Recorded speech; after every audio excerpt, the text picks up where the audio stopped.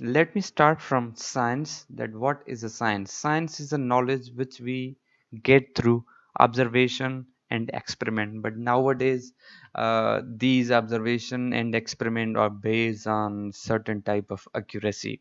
So, what is observation? Observation जंहिंमें असांजा senses involve हुजनि डेटा कलेक्शन जो तरीक़ो या जीअं असां परसीव कयूं था शयुनि खे कीअं उहे मूव कनि थियूं इहो असांजो ऑब्ज़र्वेशन आहे ॿियो एक्सपेरिमेंट जंहिंमें असांजा एक्शन्स इन्वॉल्व हुजनि जीअं एरोप्लेन ठाहिणु या अहिड़े क़िस्म जा जेके एक्सपेरिमेंट आहिनि इन्हनि खे असां सिंपली एक्सपेरिमेंट जी कैटेगरी में कंदा आहियूं हाणे साइंस ॿिनि कैटेगरी में विरहाई वेंदी आहे हिकु आहे नेचुरल साइंस ऐं ॿियो आहे सोशल साइंस नेचुरल जेको वर्ड आहे इहो नेचर मां वरितो वियो आहे means it deals with the nature हाणे उन नेचर में लिविंग थिंग्स ऐं नॉन लिविंग थिंग्स अची थियूं वञनि हाणे नेचुरल साइंस में ॿ कैटेगरीज़ आहिनि पर इन खां इन जी राइट साइड में तव्हां ॾिसंदव त इहो सोशल साइंस आहे social science deals with the social behaviour of a man so again we are just going through the natural science.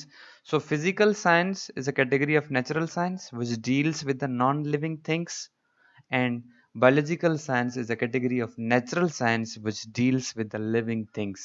हाणे physical science जूं जेके fields आहिनि उहे physics, chemistry, geology, geography and so on. Biological science में जेके field आहिनि उन्हनि में biology उन जूं branches जेके आहिनि zoology, botany, physiology, anatomy and so on. I hope you got this initial information regarding the science. So let's discuss the physics. Physics जेको एंशंट टाइम में फिजिक्स खे as a study of nature define कयो वियो आहे छो त physics जेको word आहे इहो फिज़िकोस ग्रीक वर्ड फिज़िकोस मां वरितो वियो आहे या लैटिन वर्ड फिज़िस या फिज़ियोसिस बि कुझु हिस्ट्री वारा लिखनि था हाणे इन जो मतिलबु आहे त फिज़िक्स खे एंशंट टाइम में the study of nature define कयो वियो पर अॼुकल्ह जे हिन मॉडर्न पीरियड में फिज़िक्स खे जेको डिफाइन कयो थो वञे त it is the branch of science which deals with the matter energy there interaction and mutual relationship हाणे फिज़िक्स साइंस जी हिकु शाख आहे जेका मैटर सां कंसर्न्ड आहे एनर्जी सां कंसर्न्ड आहे ऐं उन्हनि जे विच में देयर जो मक़सदु आहे त मैटर ऐं एनर्जी जे विच में इंटरेक्शन ऐं म्यूचुअल रिलेशनशिप जो मक़सदु आहे त उन्हनि जे विच में बाहिमी तालुक़ु हाणे जेकॾहिं ॾिठो वञे हीउ जेको ग्राफ आहे जंहिंमें मैटर नेक्स्ट ते एनर्जी उन खां बाद में इंटरेक्शन उन खां बाद में म्यूचुअल रिलेशनशिप इन्हनि चइनिनि जो जेको तव्हां पाण में तमामु गहरो तालुक़ु आहे बहरहाल अॼुकल्ह जे हिन मॉडर्न पीरियड में you are not allowed to escape any one of them मतिलबु फिज़िक्स खे डिफाइन करण जे लाइ अॼुकल्ह इहे चार जेके वर्ड्स आहिनि उहे ज़रूरी आहिनि हाणे अचूं था इन जे एग्ज़ाम्पल ते त फिज़िक्स जो एग्ज़ाम्पल कहिड़ो आहे बुनियादी एग्ज़ाम्पल आहे असां जॾहिं बटन ऑन कयूं था त बटन मैटर आहे ऐं जीअं ई उनखे ऑन कयूं था त उहा इंटरेक्शन थिए थी कंहिंसां थी थिए उन में जेके वायर्स आहिनि उन्हनि में इलेक्ट्रिकल एनर्जी हूंदी आहे जीअं ई बटन ऑन कयूं था त उन में इलेक्ट्रिकल एनर्जी फ्लो थी थिए हाणे इंटरेक्शन खां बाद में म्यूचुअल रिलेशनशिप आहे हाणे इहे इलेक्ट्रिकल एनर्जी में छा थींदो आहे त चार्जिस फ्लो कंदियूं आहिनि जंहिंमें करंट फ्लो थींदो आहे जेकी असां एम्पियर्स में उनखे मयर कंदा आहियूं हाणे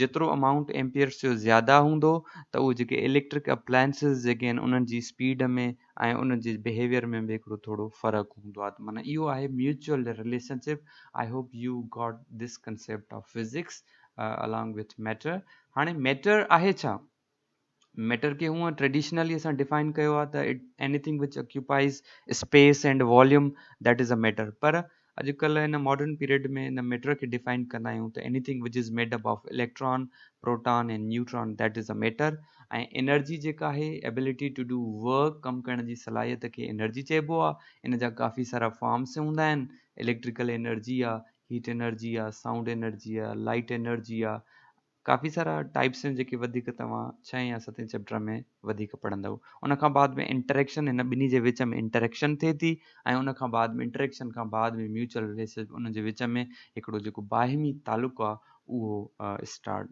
थिए थो। हाणे आहिनि ब्रांचिस फिज़िक्स जूं।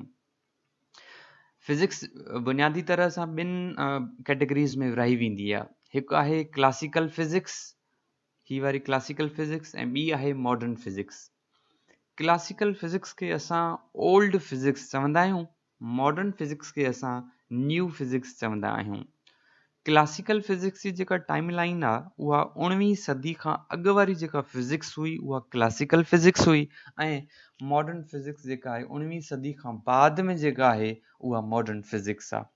क्लासिकल फिज़िक्स जो जेको रियल फाउंडर आहे उहो सर आइज़ैक न्यूटन आहे, ऐं मॉडर्न फिज़िक्स जो जेको रियल फाउंडर या father of modern physics is sir Einstein, Albert Einstein. हाणे classical physics mostly deals with the macroscopic objects, मतिलबु उहे ऑब्जेक्ट जंहिंखे असां ॾिसी सघूं, ऐं मॉडर्न फिज़िक्स जेका आहे उन्हनि में deals with the microscopic objects जंहिंखे असां ॾिसी न सघूं, जीअं फंडामेंटल पार्टिकल्स आहिनि, इलेक्ट्रॉन, प्रोटॉन ऐं न्यूट्रॉन आहिनि। बहरहाल क्लासिकल फिज़िक्स जूं जेके ब्रांचिस आहिनि, नंबर 1 ते मैकेनिक्स आहे। मैकेनिक्स में वरी 2 कैटेगरीज़ आहिनि, हिकु काइनेमेटिक्स आहे, ॿियो डायनामिक्स आहे। ॿियो नंबर जेका ब्रांच आहे क्लासिकल फिज़िक्स जी उहा ग्रेविटेशन आहे। टियों नंबर जेका ब्रांच आहे उहा वेव्स एंड ऑप्टिक्स आहे, जंहिं जूं 3 वरी सब ब्रांचिस आहिनि, हिकु आहे ओसिलेशन, ॿियो आहे साउंड, ऐं टियों आहे लाइट। चोथों नंबर जेका ब्रांच आहे क्लासिकल फिज़िक्स जी उहा आहे थर्मोडायनामिक्स। पंजों नंबर जेका ब्रांच आहे क्लासिकल फिज़िक्स जी उहा इलेक्ट्रिसिटी एंड मैग्नेटिज़म। इहे आहिनि 5 ब्रांचिस क्लासिकल फिज़िक्स जूं। उन खां बाद में अचूं था मॉडर्न फिज़िक्स ते, त मॉडर्न फिज़िक्स में जेका पहिरीं ब्रांच आहे उहा क्वांटम फिज़िक्स आहे। ॿियों नंबर जेका ब्रांच आहे उहा पार्टिकल फिज़िक्स आहे। टियों नंबर जेका ब्रांच आहे उहा सॉलिड स्टेट फिज़िक्स आहे। चोथों नंबर जेका ब्रांच आहे उहा एटॉमिक एंड मॉलिक्यूलर फिज़िक्स आहे। पंजों नंबर जेका ब्रांच आहे उहा न्यूक्लियर फिज़िक्स आहे। छहों नंबर जेका ब्रांच आहे उहा इलेक्ट्रॉनिक्स आहे।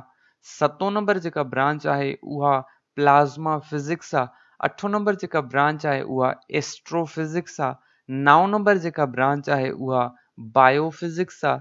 10 नंबर जेका ब्रांच आहे उहा असांजी जियो फिज़िक्स आहे। इहे आहिनि टोटल मिलाए करे 15, यानी कि there the 15 branches of physics, जंहिंमें 5 जेकी आहिनि ब्रांचिस उहे क्लासिकल फिज़िक्स जूं ब्रांचिस आहिनि, ऐं 10 जेकी आहिनि उहे मॉडर्न फिज़िक्स जूं ब्रांचिस आहिनि, जंहिंमें मैकेनिक्स जूं अलॻि सां 2 ब्रांचिस आहिनि, काइनेमेटिक्स ऐं डायनामिक्स, ऐं उन खां बाद में वरी 3 अलॻि सां ब्रांचिस आहिनि, उहे ओसिलेशन, साउंड एंड लाइट आहिनि।